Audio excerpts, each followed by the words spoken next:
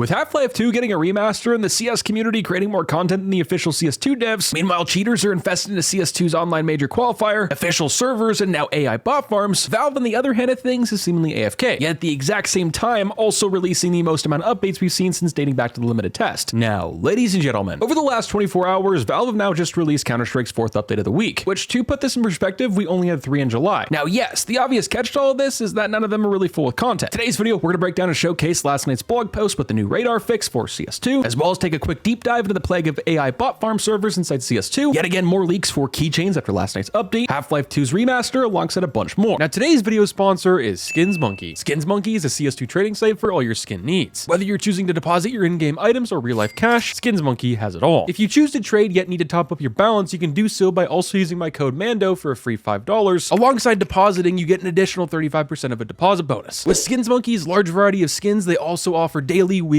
and monthly giveaways. If interested, the link will be in the top of the description down below. Now, very quickly before the video starts, we have a quick PSA to where Mando Monday is, as well as a quick rundown of some new recent news. As of you watching today's video on Monday, no Mando Monday is here. At the moment, I'm currently losing my voice, and Mando Monday is half recorded. So I'm either going to try and finish it, upload Mando Monday later today, have it up Tuesday, that being tomorrow, or sometime at a later date this week. And as a quick rundown for new recent news, this could be a video itself, but in the last 48 hours, Gabe Followers just made a new great video discussing Half-Life 3, which Half-Life 3 also seems to be 100% real from the rumors we got just a couple of months ago. CSGO Stash, which was a website you could look at every single skin on, was now sold to a gambling website, so now I personally stay away from that. Now, as I'm finalizing today's video before it's uploaded, Counter-Strike players in the community have discovered a brand new Wallhack bug within the game. Now, unlike times in the past in 2018 and earlier this year with the smoke bug, where it was just a quick alt-tab or something to do with the console, this bug practically lets you see through every single surface, getting rid of blood, has a black-like effect around your screen, where you could only really see the enemy and your weapon, and that's a wrap. With how broken that is as well, I'm assuming there's going to be an update later tonight. But with that being said, hopefully you guys enjoy the rest of the video. Now, first thing for today's video is last night's update. Now, Valve did release a blog post for August 22nd, that being last night. There's one category, that being the HUD. Valve fixed a case where the radar background and radar icons were misaligned. And if you were the one to fall into the category of feeling something was off, well, you were correct. Valve changed the border around the minimap, making it thicker, while adding that in just a couple of days ago. Now, for why this was done in the first place, I'm not really sure, which then that leads us to the devs activity. This past couple of weeks, we obviously got VACNet 3, which right now it's still in initial testing. For when that's going to be fully released and fully, well, rampant inside CS2 servers, banning actual cheaters and not legitimate players, I have really no idea. As well as earlier this week, Valve also removed the long-forgotten Copenhagen Major stickers, which at this point is the longest sticker sale in Counter-Strike's history. Just 5 years ago, sticker sales used to last maybe 1 to 2 weeks at a month at most, and now they last well over 100 days, and that's just the 75% off sale itself. And then just a couple of days ago, Valve added in brand new music kits, which those itself have a lot of controversy within the CS community. One of them being is that a lot of the songs, a lot of the art feels, looks, and sounds like it's made by AI, which that is its own controversy right there. But then you have the controversy from us, the players. Now, I stated in my video in the exact same update this came out that the only way Counter-Strike's ever going to change and we're going to get the content we want is if you vote with your wallet. Don't buy stuff like this, and I believe personally that Valve is going to learn from this because of the poor sales of people just being pissed off and not wanting a music kit when you have game-breaking bugs coming in and out of your game every other day, and some of those being just from the devs adding them in, as well as no content. And that's of course all been in the matter of the last week, as well as we've had dozens of fixes for the game, but also every map. That all leads to a question that I have, is that are Valve devs ready to release something big or larger for CS2? Could it be content or maybe the next edition or access to VACNet 3? Now, we will touch on this later in the video, but the amount of community content that's been made from, well, us the players, it's much more than anything Valve has done this last year for CS2 in 2024, and all they'd really have to do is just hand out some money, slap their name on it, and add it to the game. And for those who have said in my recent videos that Valve doesn't have the money or doesn't want to do this, well, it's used for a tax write-off in most purposes for their sense. Let's not forget that Valve had dozens of maps in the back burner, as well as they bought Tuscan and Anubis just a couple of years ago. Anubis wasn't even added at launch, at least later in the limited test, and Tuscan hasn't even been added yet, and they paid some pretty good money for it, and it's just sitting in a vault somewhere waiting to maybe get released someday. Which that right there leads us to our next subject for today's video, that being the CS community. And the content they've made is much better, and they've also produced it at a much faster pace than anything Valve has put out in 2024. Valve has only really released 2 maps that aren't even brand new, that being the Call to Arms update earlier this year. And Arms Race was also just a returning mode from CSGO. Now, speaking of the CS community, you have maps, modes, skins, and features all brought to life inside Counter-Strike 2 from prior Counter-Strike titles. Yesterday's video, we went a little bit more in depth in this, where all the different crazy maps you can play on the workshop are pretty awesome. The only thing I wish is they were added to official CS2 servers. You could play with real people, maybe get a rank or be on a leaderboard. Another great example of the community doing more than Valve is the Print Stream collection. Now, I know Valve hasn't been ever one to really update skins for CS2 because they haven't done it for the majority of them inside the game. Many skins are still bugged and broken from CSGO and the transition to CS2, but yes, some Valve can fix. The Print Stream collection is one of the best examples. The original creator in the last couple of weeks has updated just for the Source 2 engine, yet Valve has yet to bring it to the game. Now, continuing on the talk about the CS community, Half-Life scene is getting a Half-Life Half-Life 2 remaster with RTX, and it looks amazing. This seems to be done by the community and not Valve, which just further proves their communication is on point. Valve right now, yes, is rumored to be working on Half-Life 3, but does this actually hurt the community or themselves by just not releasing a simple tease? Now, going back to last night's update and closing today's video, data mines suggest after last night's update, but also over the last few months, that new strings of text relating to keychains are in the game and most likely coming soon. These don't seem to be leaked and rumored content such as the Tomahawk from CSGO in 2015, where they're never going to see the light of day, yet there's actual real evidence they're going to be coming soon. The question is, are they going to be arriving in a capsule, a case, maybe with the major, maybe both, or possibly something on their own? And lastly, for today's video, which could be a video or possible series itself, and that's the invasion of AI bot farms inside Counter-Strike 2. Now, most people watching today's video and most CS players have come across the one-off player inside CSGO and CS2 who puts the plus right into their console, waiting for their rare weekly drop. And before, back in CSGO, most players, including myself, thought it was just a kid in their mom's basement. And then it moved to full-blown operation, which continued to be halted by Valve for the last couple of years. And was also a multi-million-dollar business, which it still is. They just get taken down much more frequently. And then that leads us until today, where it's pretty much impossible to stop, where AI is taking over Counter-Strike 2. Now, almost every deathmatch is cluttered with real-like players, yet are bots that have auto-aim, have cheats, and are programmed to ruin people's experiences, but specifically get their weekly drop. Now, unless Steam support staff specifically target a group of bots or an individual bot, it's gonna be next to impossible to ban all these people because they look like real people on Valve's end. And if you'll want to see a video on this sometime in the future, let me know down below, since the majority of the player base I'd like to think has no idea this is a real thing. I'll catch you guys in the next one. Stay positive, stay sexy. I'm out, guys.